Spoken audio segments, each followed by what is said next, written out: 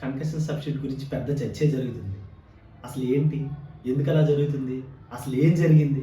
అది న్యాయమా కాదా? మాట్లాడుకుందాం. Let's welcome to the Crick quiz channel. This is the 4th T20. ముందు 3 T20లు, 3 T20s, 2 ఇండియా, 1 ఇంగ్లాండ్ గెలిచేసాయి. అది మన అందరికీ తెలిసిన విషయమే. This is very very important T20 for the England సిరీస్ని సమం చేసుకోవడానికి. బట్ ఆఖరికి 3 T20s తర్వాత 4th T20లో ఇంగ్లాండ్ టాస్ గెలిచింది. కరెక్ట్ డెసిషనే ఎంచుకున్నారు బ్యాటింగ్ తీసుకోవడం. అండ్ వచ్చిరాగానే ఇండియా ఇన్నింగ్స్ మొదలు పెడితే వెంటనే వితిన్ 20 or 25 రన్స్ లోపు 3 వికెట్స్ అనేది పడిపోయాయి.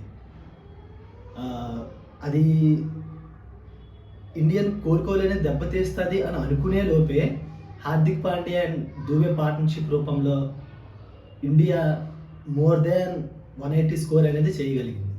Which is very very crucial for the India to win this actually T20 match.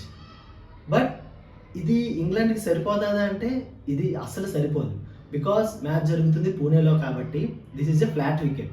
అక్కడక్కడ లిటిల్ బిట్ టర్న్ ఉన్న ఇంగ్లాండ్ వాళ్ళు బౌలింగ్ చేస్తున్నప్పుడు first 3 overs little bit swing moment ఉన్నా బట్ అది out and out a flat wicket. 181 or 182 అనేది it's an easy target for the England. వాళ్ళకి ఏదైతే depth అనేది ఉంటుందో ఒక 9-10 ప్లేయర్స్ వరకు, సో అది వాళ్ళకి సరిపోతుంది. బట్ నన్ను అడిగితే అది వాళ్ళు వినియోగించుకోలేదనే నేను అనుకుంటున్నాను. బట్ ఓకే, ఆ విషయాన్ని పక్కన పెడితే ఆ విషయం గురించి తర్వాత మాట్లాడుకుందాం. ఫస్ట్ ఇండియన్ బ్యాటింగ్ లైన్అప్ దీనికి వస్తే స్టార్టింగే ఫస్ట్ ఓవర్లోనే అభిషేక్ శర్మ అద్భుతంగా స్టార్ట్ చేశాడు. ఆర్చర్ని ఒక 6 కొట్టాడు, ఆ తర్వాత ఒక బౌండరీ కొట్టాడు. బట్ ఇన్ సెకండ్ ఓవర్లోనే Samson another failure for the Samson. అది మన అందరికీ తెలిసిన విషయమే. శాంసన్ 2 మ్యాచ్లు 3 మ్యాచ్లు బాగా ఆడితే మళ్ళీ ఒక 7 to 8 మ్యాచెస్ అనేది కంటిన్యూస్గా ఫెయిల్ అవ్వడం అంటూ జరుగుతుంది. దాని నుంచి ఎప్పుడు కోలుకుంటాడు? Because actually he is the front runner for the opener. Jaiswal ప్రస్తుతానికి లేడు కాబట్టి జైష్వాల్ని ఎంతవరకు ప్రిఫర్ చేస్తారో తెలియదు కాబట్టి ఇది చాలా మంచి అవకాశం తను మళ్ళీ ప్రూవ్ చేసుకోవడానికి, రిధం అందుకోవడానికి, నెక్స్ట్ T20 వరల్డ్ కప్కి తన ప్లేస్ సుస్థిరం చేసుకోవడానికి. బట్ అది మళ్ళీ జరగలేదు. లెట్స్ హోప్ లాస్ట్ T20లోనే ఒక మంచి స్కోర్ సాధించి మళ్ళీ అందరూ తన వైపు చూసేలాగా చేస్తాడని అనుకుందాం. And also one more thing, ఇక్కడ శాంసంగ్ గురించి మనం మాట్లాడుకోవాల్సింది ఏంటంటే గత 2-3 T20s నుంచి తనకు ఒక పక్కా ప్లాన్తో వచ్చారు. ఏదైతే ఇంగ్లాండ్ బౌలర్లు బౌన్సర్ల మీద బౌన్సర్లు షార్ట్ పిచ్ బాల్స్తో తను ఇబ్బంది పెడుతూ వచ్చారు. అక్కడే తను దొరికిపోతూ కూడా వచ్చాడు. సో ఆ విధంగా తన వికెట్ అని పారేసుకున్నాడు. ఈ సిరీస్లో మనం గమనించుకోవాల్సింది ఏంటంటే Tilak Varma is our best batter from the first T20 నుంచి మనం చూసుకుంటే ఈజ్ అవర్ బెస్ట్ బ్యాటర్. యాక్చువల్గా తన రోల్ అనేది చాలా నాకు తెలిసి ఇండియన్ లైనప్లో అందరూ వచ్చి రాగానే ఒక బ్రిస్క్ ఫైర్ స్టార్ట్తో ఇవ్వాలనే చూస్తున్నట్టున్నారు. సో ఐ థింక్ ఫస్ట్ బాలే అలాగా తను బౌండరీకి ప్రయత్నించడం అనేది ఎప్పుడు మనం తిలక్ వర్మ నుంచి పెద్దగా చూడడం. But anyway it's okay for the Tilak Varma 1 only innings కాబట్టి he'll again come back to the form in the third in the last T20 match. అది పెద్ద విషయం ఏం కాదు. But again another failure for the Suryakumar Yadav. అది మనల్ని చాలా అన్నిటికన్నా ఇబ్బంది పెట్టే అంశం ఈ T20 నెక్స్ట్ రాబోయే T20 వరల్డ్ కప్లో కానీ ఈ సిరీస్లో కానీ. సూర్యకుమార్ యాదవ్ తన కెప్టెన్సీ అప్పగించినప్పటి నుంచి తన బ్యాటింగ్ ప్రభావం అనేది చాలా తగ్గిపోయింది. ఎక్కడో 1 or 2 innings తప్పితే పెద్దగా ఇంపాక్ట్ చూపించిందేమీ పెద్దగా లేదు. Because he is our best batsmen, best T20 batsmen in the world. అది ఎవరు డినై చేయలేని అంశం. ఎందుకంటే అది అందరికీ తెలిసిన విషయమే. ఏదైతే తను ఇంటర్నేషనల్ డెబ్యూ నుంచి T20 నుంచి ఇక్కడ వరకు వచ్చి ఇన్ని సెంచరీలు కానీ ఎంత స్ట్రైక్ రేట్తో ఆడే విధానం అది మనకు అందరికీ తెలిసిన విషయమే. అతను ఫామ్లో లేకపోవడం అనేది చాలా ప్రభావం చూపిస్తుంది ముఖ్యంగా టీం మీద. బట్ తను ఆడకున్నా కూడా టీమిండియా అనేది ఈ సిరీస్ గెలవడం అనేది చాలా చాలా హర్షించదగ్గ విషయం, చాలా ఇంపార్టెంట్ థింగ్ అది. అదే సూర్యకుమార్ యాదవ్ ఫామ్లో ఉండుంటే సిరీస్ ఇంకా వేరే లెవెల్లో ఉండేది అనేది నా opinion. Let's hope. Just 1 innings matters. తను టచ్ ప్రీవియస్ T20లో కూడా మనం చూసాం, టచ్లోకి వచ్చినట్టే అనిపించాడు, ఒక 2 బౌండరీలు కొట్టి 6 కొట్టి మళ్ళీ వెంటనే అయిపోయాడు. సో లెట్స్ హోప్ దట్ మళ్ళీ తన బ్యాక్ టు ఫామ్ తను వస్తాడని. ఆ విధంగా 3 వికెట్స్ పడిపోయిన తర్వాత వెంటనే హార్దిక్ పాండ్యా అండ్ దూబే పార్ట్నర్షిప్ అనేది చాలా చాలా ఉపయోగపడింది. రింకు సింగ్ పార్ట్నర్షిప్ అనేది చాలా చాలా ఇంపార్టెంట్. తను పెద్ద స్ట్రైక్ రేట్తో ఆడకపోయినా, తను కొట్టింది 26-30 రన్సే అయినా కూడా అది ఆ టైంకి ఆ సిచ్యువేషన్కి చాలా ఉపయోగపడ్డాయనే చెప్పాలి. ఆ తర్వాత అఫ్కోర్స్ దూబే హార్దిక్ పాండ్యా పార్ట్నర్షిప్ అనేది వెరీ వెరీ వెరీ ఇంపార్టెంట్. ఆచిలోచి దూబేని ఇబ్బంది పెట్టే ప్రయత్నం చేసినా కూడా దూబే నిలబడ్డాడు అండ్ మంచి స్కోర్ అనేది సాధించగలిగాడు.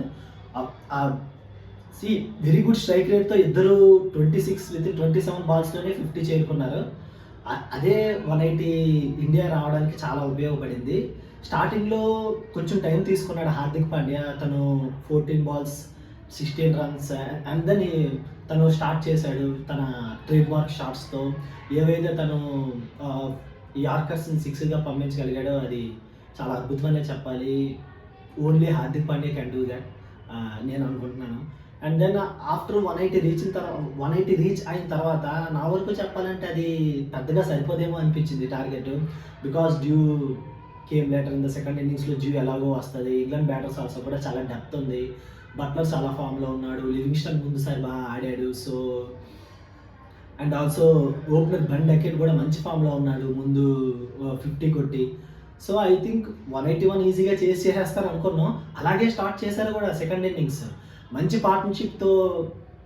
ఒక పక్క సాల్ట్ ఈవెన్ పెద్దగా కొంచెం ఇబ్బంది పడినా కొంచెం ఫాస్ట్గా ఆడడానికి తను కూడా 20s సాధించాడు.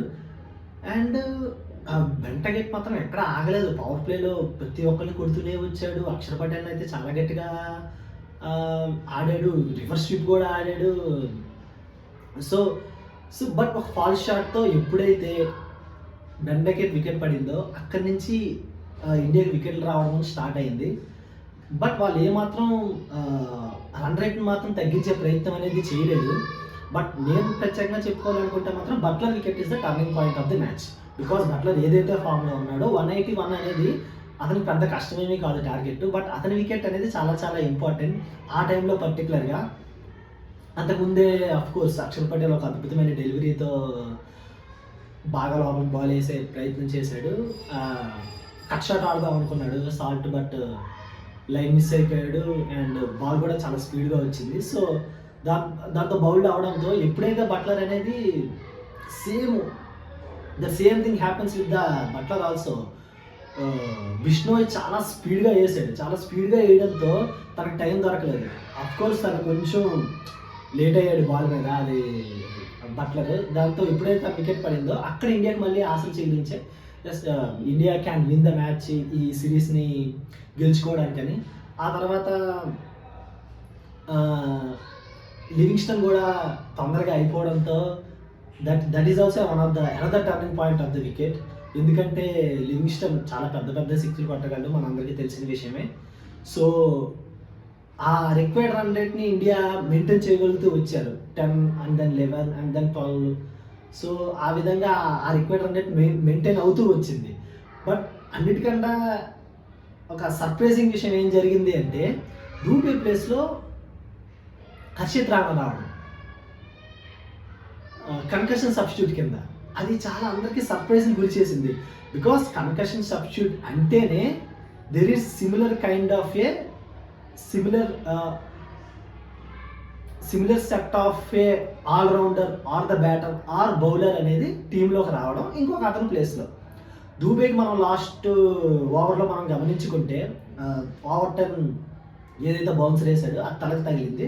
So that he wants some kind of a rest to get back in to the free zone.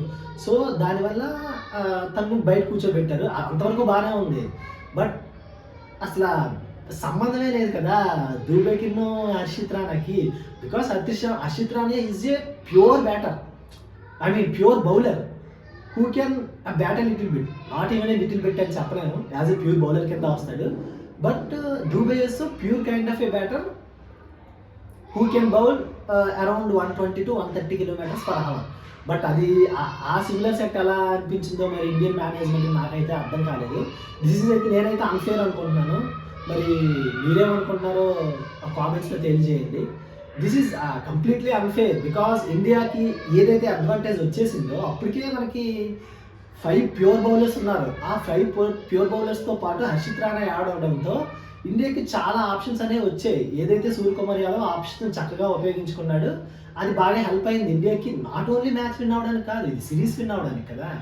So అది చాలా ఆశ్చర్యంగా అనిపించింది. అఫ్కోర్స్ బట్లర్ కూడా అన్నాడు, ప్రెస్ మీట్లో అన్నాడు, మ్యాచ్ అయిపోయిన వెంటనే కాకుండా ప్రెస్ మీట్లో అన్నాడు, ఇలా అయితే మేము కూడా 12 ప్లేయర్స్తో వెళ్ళొచ్చు అని సర్కాస్టిక్గా ఒకటి వదిలేశాడు. అఫ్కోర్స్ ఇంగ్లాండ్ మీడియా కూడా చాలా మాట్లాడుకుంటుంది కన్కషన్ సబ్స్టిట్యూట్ గురించి, దాని గురించి, దీని గురించి.